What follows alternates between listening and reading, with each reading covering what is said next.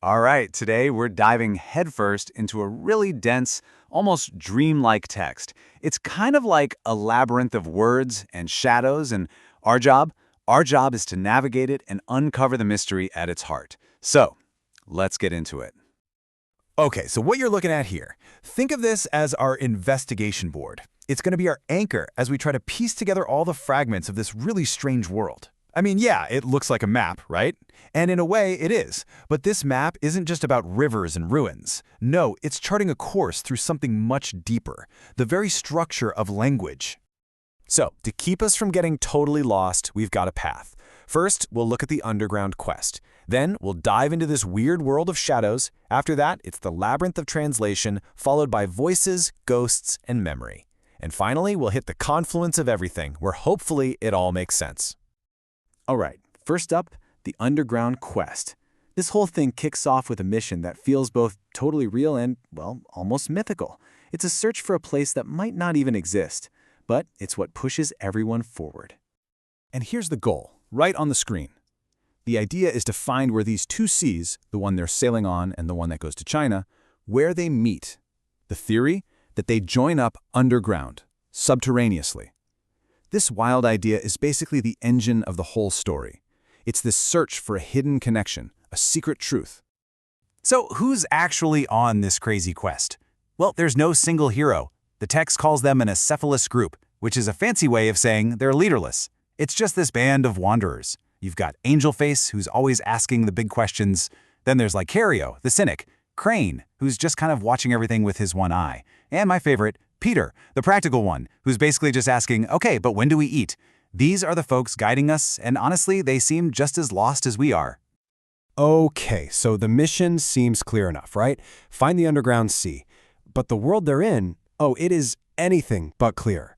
It's this watery, disorienting dreamscape where the rules of reality just don't seem to apply. To really get what I mean, let's just soak in the language for a second. Think about this. Water that doesn't just erode land, it dissolves universes. Here, water is an active, reality-bending force. And then there's this. The shadow was of another. I mean, imagine that. Your own shadow doesn't belong to you. It belongs to someone or something else. In this world, the bizarre is just Tuesday. And this really gets me. It's about memory, but it's a memory of something you forgot you heard. Time here is all broken up. The world is built on echoes, on this feeling of knowing something you can't quite remember, just like a dream you can't hold on to. So, you have to ask yourself, what kind of world is this, where reality itself is literally dissolving? This place isn't just a setting, it's a puzzle. And all these strange details, they're clues. They're all pointing to what this story is really about. And that brings us to the real heart of the labyrinth. See, the complexity here isn't just about the weird, shadowy world. It's about how the text itself is built. It's basically a collage, pieced together from other books, other languages, and from the idea of translation itself. The title, Bad Thief, is our biggest clue. So what does it mean? It's a metaphor for a very specific kind of translation.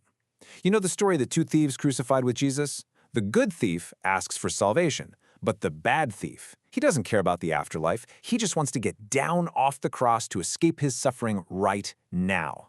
So a bad thief translation isn't trying to be perfect or faithful to the original. It's just trying to survive in the moment. It's messy, it's desperate, and that's what makes it feel so alive.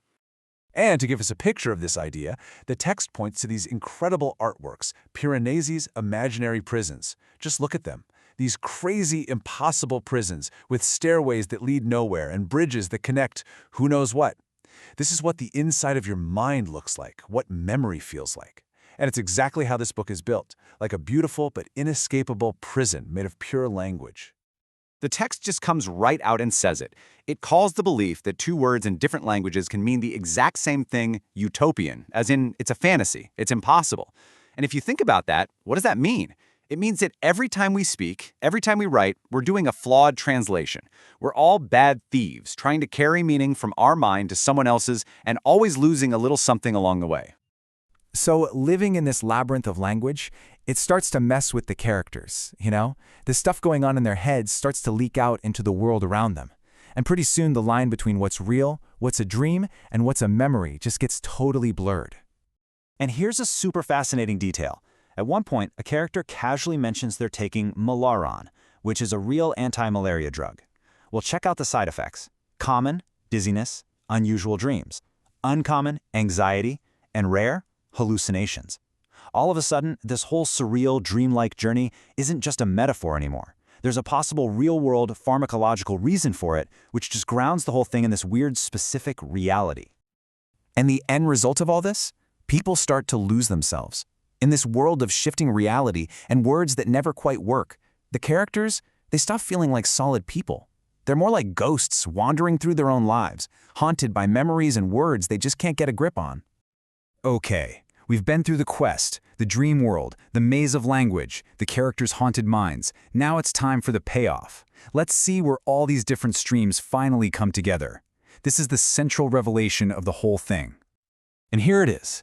This is the key that unlocks everything. The physical quest, finding where the seas meet underground, that was never the real point. It's all a massive metaphor for something much deeper. The search for a place where languages, cultures, memories, even our own consciousness can meet. Their journey through the jungle, it's really a journey through the library of the human mind. And just when you think, okay, so translation is the problem, it's the bad thief, the text completely flips the script on us with this incredible quote. It says, "Translation is what openeth the window to let in the light. It's what breaketh the shell that we may eat the kernel." Suddenly, translation isn't the problem anymore. It's the solution. It's the only way we can get to the real meaning inside. It's how we find the very water they were looking for this whole time. So this great merging, this confluence, it's happening on every single level, all at once. The physical rivers meet, the words meet, translating and transforming each other. The memories meet, the past bleeding into the present, and the worlds meet, when the dream finally just becomes reality. So, there you have it, the final revelation. The destination was never, ever a place on a map. It was an idea. It was that moment of understanding where you see how everything connects. The treasure they were looking for wasn't at the end of the map. The treasure was the map. And that brings us right back to where we started, to our investigation board. But it looks different now, doesn't it? Now you can see the connections. The rivers are really currents of language. Those figures are ghosts of memory. The whole thing, this is the confluence they were searching for. The end of the journey is just being able to come back to the beginning and finally understand what you're looking at. And that leaves us with one last kind of haunting question to chew on.